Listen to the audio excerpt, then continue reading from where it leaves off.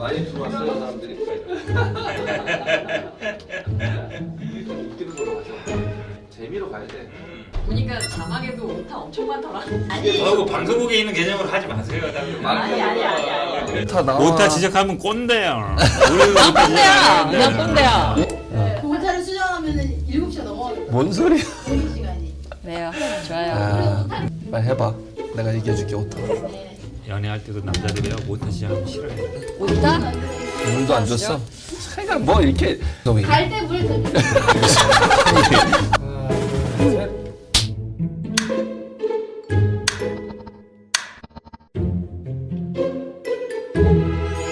진짜로 머리가 정상인 사람들의 회의, 찐 정상회의 팩트체크 시간입니다. 오늘도 저와 함께 가짜뉴스 잡을 암행어사 두 분 자리하셨습니다. 현근택 변호사님 그리고 최진봉 소공회대 신문방송학과 교수님 함께합니다. 안녕하세요. 안녕하세요. 반갑습니다. 그런데 네. 저희 이제 꼴랑 4회차밖에 안 됐는데 꼴랑. 네. 네. 그동안 자리를 열심히 고정 게스트로 지켜주셨던 우리 현변님께서 네. 오늘이 마지막이라는 이런 말도 안 되는 소리를 제가 들었습니다. 네.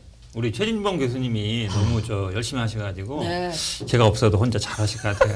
아, 이럴 수가. 무슨 말씀을? 이럴 수가. 그리고 네. 그거 만만치 않게 좀 네. 아쉬운 게 네. 저희가 지금 우리 네. 비주얼 현변이 별명 달아달라고 지난주에 그렇죠, 맞아요. 했잖아요. 네, 그랬었죠. 근데 뭐 잘생겼다라는 댓글 하나 발견했습니다. 하나. 네, 하나 발견했어요. 현근택 변호사님 인물이 냄새. 확실하십니다. 미남자십니다. 아 그래요? 누구 냄새는 나는데요. 누굽니까, 이게? 하나 딴 거 보니까. 그러니까. 제가 이 댓글 보니까 혹시 네. 이거 지인분은 아니시죠? 지인은 아닌데 어쨌든 네. 근처에 있는 것 같아요. 그래요. 고정은 아니지만 그러니까요. 그래도 저희가 네. 자주 부를 예정이에요. 골드 아니 실버 되면 들어. 저희는 찐 정상회의는 고정 패널 들어올 때도 요란하지만 갈 나갈 때도 때도. 이렇게 시끌벅적하게 그렇습니다. 보내드립니다. 누구든지 저희 열려 있으니까 함께 해주시고요. 자, 오늘 찐 이슈 시작해 보도록 하겠습니다. 광주시 혁신, 단결, 승리로 제4기 민주당 정부를 만들겠습니다. 더 이상 민주당이 꼰대 정당이 되어서는 안 됩니다. 20, 30대 청년이 희망을 걸 수 있는 민주당을 만들어 나가겠습니다. 인생으로 정면 돌파해야 한다. 이 하나만 줄기차게 주장하고 있습니다. 네, 오늘 찐 이슈에서 준비한 발언이었습니다. 두 분 어떻게 보셨나요?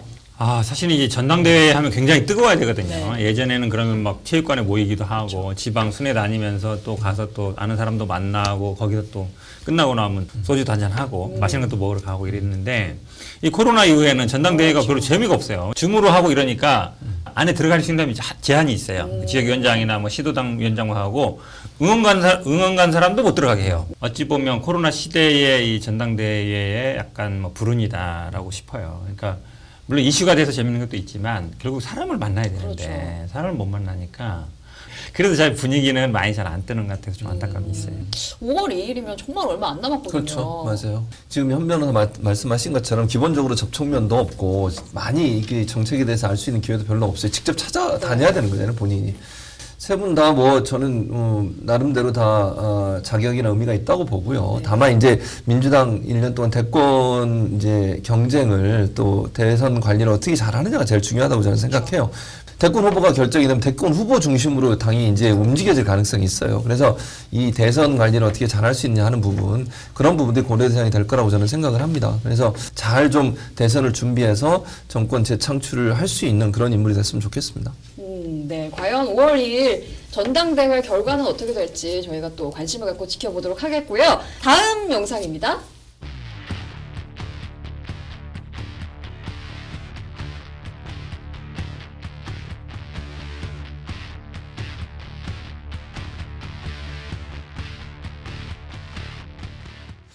근데 뭐 자극적인 단어들이 많이 눈에 띕니다. 뭐 꼬붕이니 작당이다.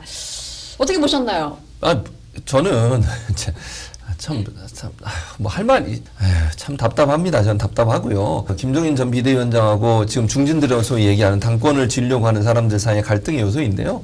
개혁과 반개혁이라고 저는 뭐 단적으로 이렇게 생각해요. 지금 뭐 잘 아시는 서병수 지금 다선 중에 제일 선수가 높잖아요, 지금. 그런 사람이 나와가지고 탄핵을 부정하는 그런 발언을 하는 게 말이 됩니까? 저는요, 중진 중에 저런 생각 갖고 있는 사람이 또 있지 않을까 하는 의심이 충분히 들어요. 재보선 선거 전까지만 해도 이걸 꾹 누르고 있었던 거예요. 참고 있다가 이게 이기고 나니까 그냥 막 도치가 돼가지고 그냥 폭발이 나온다고 저는 보거든요. 그 많은 사람들이 그 추운 날 촛불 들고 광화문 와서 국정농단 사태 바로 잡아달라고 그렇게 얘기해서 탄핵이 이루어진 건데 그 탄핵을 부정하는 그런 행동을 한다.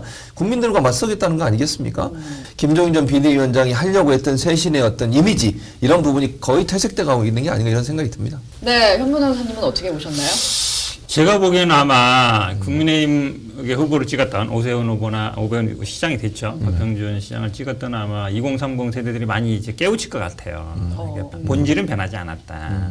사실은 우리 그렇게 많이 얘기했지만 네. 그게 안 통했거든요. 어쩔 수 없이 던지긴 했는데. 그렇죠. 박형준 부산시장이 딱 청와대 가서 얘기 딱 했더니 아유 제가 모시던 분 MB 아니에요. MB 원래 저기니까 꼬봉은 아니겠지만 어쨌든 꼬봉이라는 말을 못하게 하더라고 방송국에서는 그 비속어라고. 하세요. 아니 이미 하세요. 막 하세요. 이미 자기들은 쓰는데 네, 우리 네, 못 네. 살아들어요. 하여튼 MB 꼬봉은 아니에요 박형준이. 그런 얘기는 아닌데 아무튼 결국은 박근혜 이명박 주변에 있던 그 세력들이 아직도 있다는 거죠. 아직도 있고 죽지 않았다. 김종인 비대위원장 있을 때 잠시 이제 우리가 뭔가 달라진 것처럼 보였지만 실제로는 본질이 달라지지 않았다라는 게 이제는 아마 이제 나오는 것 같아요. 뭐 지역구원의 3분의 2는 영남이고 관성이라는 게 쉽게 변하지 않는다는 게 이번에 많이 보여주는 것 같아요. 속지 맙시다. 맞아요.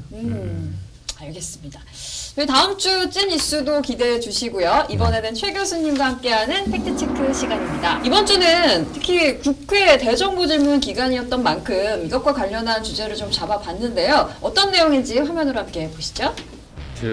질의하는 분을 질의하지 마세요. 그리고 제가 묻는 거에 답변 잘 하시면 됩니다. 대통령이 수사 지시한 근거가 뭡니까? 증거가 없어도 명운을 걸고 수사하라고 하나요? 대통령이 수사관은 아니지 않습니까? 장관들하고 민정수석은 뭐합니까 그럼? 그거 뭐 하는 사람들이에요? 구체적인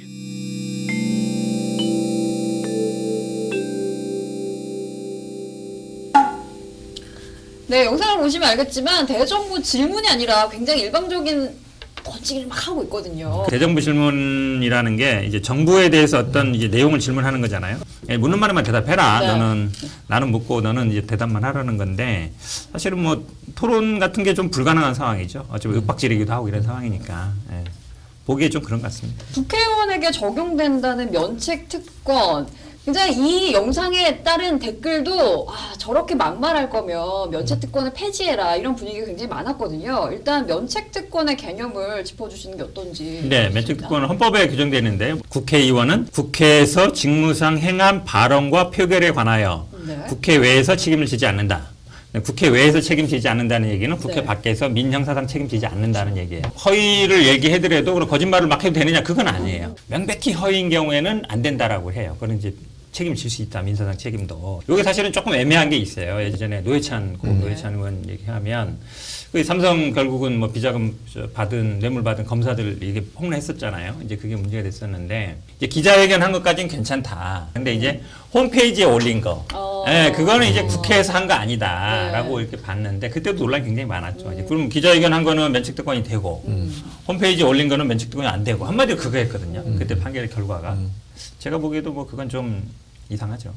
지금 곽상도 의원 같은 경우에는 검사 출신이기 때문에 면책 특권에 대해서 누구보다 잘 이해를 하고 있을 때고 이걸 혹시 활용해서 막말을 막 던진 건 아닌가라는 생각도 조금 들거든요. 아니, 뭐 조금이 아니라 저는 많이 들어요. 그러니까 곽상도 의원이 이런 식으로 예를 들면 대통령이 마치 뭔가를 의도적으로 수사를 지시한 것처럼 이렇게 얘기를 하잖아요. 황당한 게 뭔지 아세요?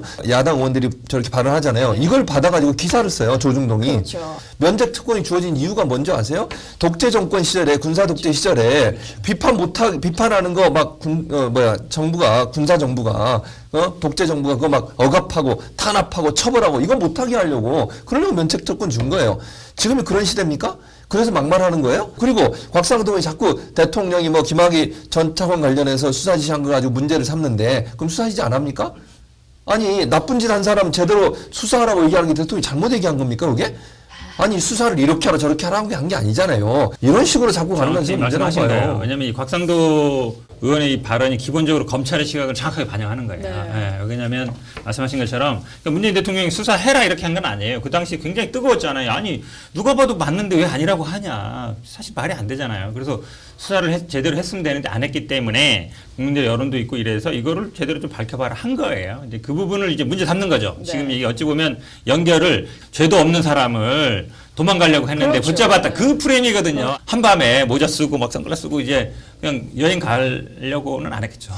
무고한 시민을 불법으로 못 나가게 한 거 아니냐. 이제 그 프레임을 계속 짜고 싶은 거죠. 그게는 결국은 문재인 대통령이 수사 지시에서 그렇게 된 거다. 네. 무고한 사람을 도망 못 가게 만들었다는 건데 제가 보기에는 이 김학의 차관을 왜 이렇게 감싸는지 잘 모르겠어요. 네. 도둑 잡으려고 경찰이 신호 위반했는데 신호 위반하는 거 가지고 신호 위반 아닐 하는 수도 것 같습니다. 있어요. 그렇죠. 그렇습니다. 뭐 대전부질분이 국회의원의 면책 특권이 보장된다는 이유로 그간 뭐 폭로의 장, 정치 공세의 장으로 악용된 사례가 정말 많거든요. 다음 영상도 또 화가 납니다. 함께 보시죠.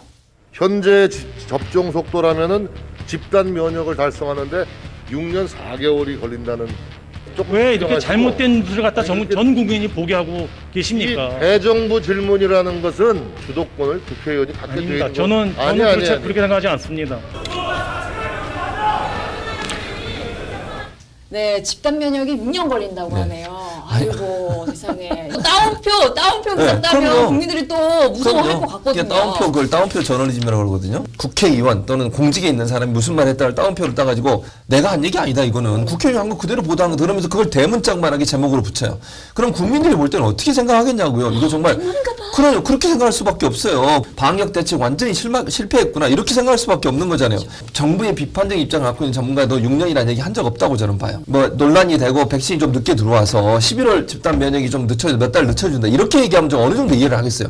6년이 걸린다고 얘기하는 게 말이 됩니까? 무슨 과학적 근거가 있냐고요. 방역을 제대로 해서 국민의 생명과 안전을 지키는 국가의 역할을 제대로 하기 위한 공직자의 자세인지 방역 문제나 국민의 건강 안전 문제를 위해서는 정치적으로 이용하는 건 정말 잘못됐다고 생각해요.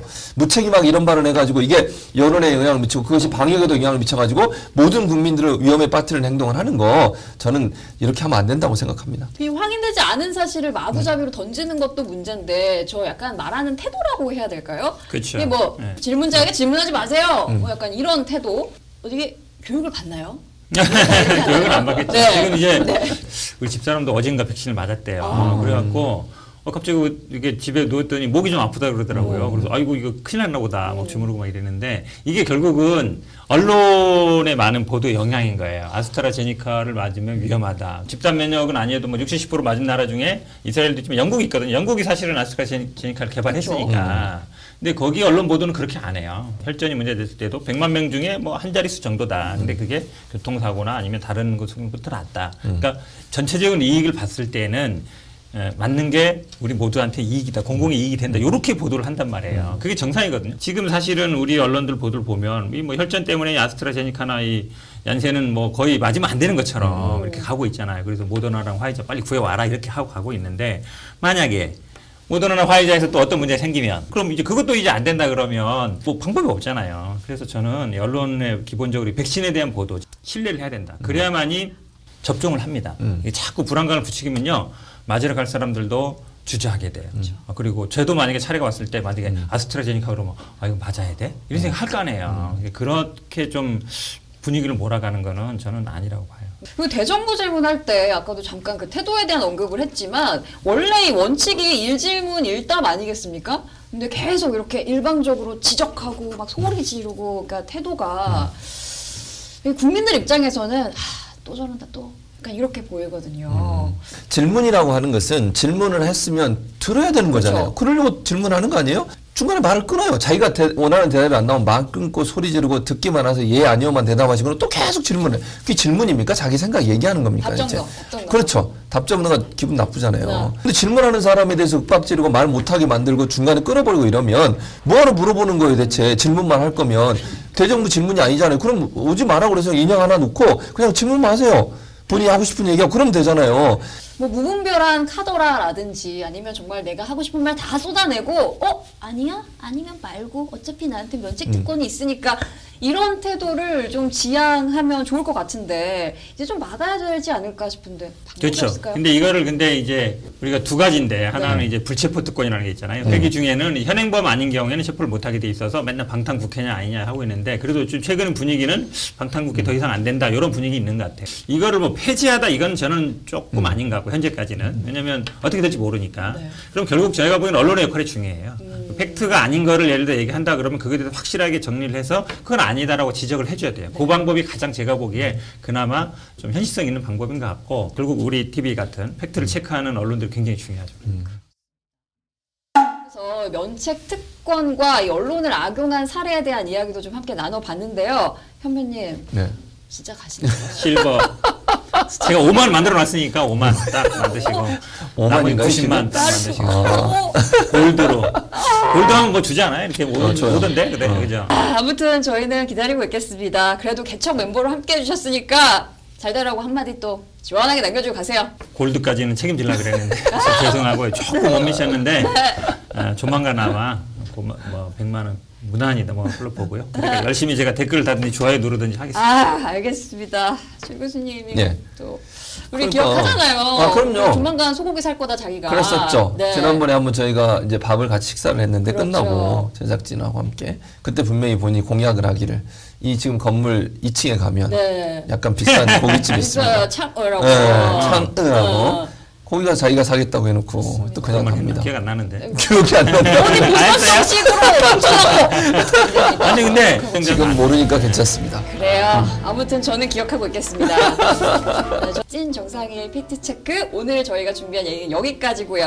저희 찐 정상회의도 우리 암행어사 다음 주는 어떤 분이 또 오실지 모르겠지만 함께 편파 보도와 가짜 뉴스가 사라지는 그날까지 힘써보도록 하겠습니다. 자 그럼 마지막인데 함께 외쳐봐야죠. 구독. 좋아요. 알림 설정 부탁해요. 여러분 꼭이요. 가지 마요. 수고하셨습니다. 불을 중간에 가져왔어요. 이거는 영상이 아니라 저거 그냥 사진.